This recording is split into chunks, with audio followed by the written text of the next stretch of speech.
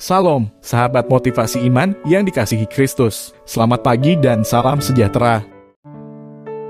Sahabat ODB, pembacaan Alkitab hari ini terambil dari Kisah Para Rasul pasal yang keempat, ayat 8-13. Maka jawab Petrus penuh dengan Roh Kudus, "Hai pemimpin-pemimpin umat dan tua-tua, jika kami sekarang harus diperiksa karena suatu kebajikan kepada seorang sakit dan harus menerangkan dengan kuasa manakah orang itu disembuhkan, maka ketahuilah oleh kamu sekalian dan oleh seluruh umat Israel bahwa dalam nama Yesus Kristus, orang Nazaret yang telah kamu salibkan, tetapi yang telah dibangkitkan Allah dari antara orang mati, bahwa oleh karena Yesus itulah orang ini berdiri dengan sehat sekarang di depan kamu.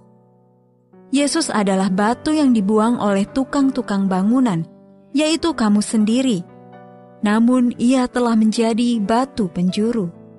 Dan keselamatan tidak ada di dalam siapapun juga, selain di dalam Dia. Sebab di bawah kolong langit ini tidak ada nama lain yang diberikan kepada manusia yang olehnya kita dapat diselamatkan. Ketika sidang itu melihat keberanian Petrus dan Yohanes dan mengetahui bahwa keduanya orang biasa yang tidak terpelajar, heranlah mereka, dan mereka mengenal keduanya sebagai pengikut Yesus. Ayat Mas Renungan hari ini terambil dari Kisah Para Rasul pasal yang keempat ayat yang ke-12. Keselamatan tidak ada di dalam siapapun juga. Judul renungan kali ini, Iman yang Berani, ditulis oleh Arthur Jackson. Sahabat ODB, setelah pesawatnya ditembak jatuh pada Perang Dunia Kedua, Prem Pradhan mengalami cedera ketika berusaha mendarat dengan menggunakan parasut. Akibatnya kakinya pincang seumur hidup.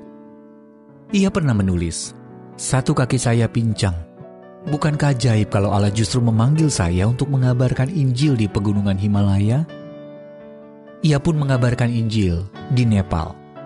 Meski bukan tanpa rintangan, termasuk dihukum dengan dimasukkan ke dalam penjara maut bawah tanah, tempat para tahanan menghadapi kondisi yang sangat sulit. Dalam kurun waktu 15 tahun, Prem mendekam 10 tahun di 14 penjara yang berbeda. Namun kesaksiannya yang berani telah membuahkan hasil, berupa hidup banyak orang yang diubahkan bagi Kristus, termasuk para sipir penjara dan sesama tahanan yang kemudian membawa kabar baik tentang Yesus tersebut kepada kaum sebangsanya. Rasul Petrus juga menghadapi perlawanan karena imannya kepada Tuhan Yesus dan karena ia dipakai Allah untuk menyembuhkan seorang lumpuh.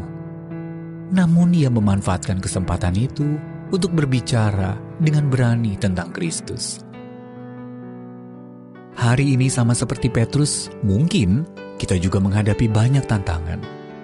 Namun masih ada anggota keluarga, rekan kerja, teman sekolah, atau kuliah, dan orang-orang yang kita tahu sangat perlu mendengar satu-satunya pribadi yang dapat memberi keselamatan, yang telah mati sebagai tebusan bagi dosa-dosa kita, dan dibangkitkan dari kematian sebagai bukti kuasanya untuk mengampuni dosa. Kiranya telinga dan hati mereka terbuka untuk mendengar kabar baik tentang keselamatan dalam Yesus Kristus yang kita wartakan dengan berani dan sungguh-sungguh.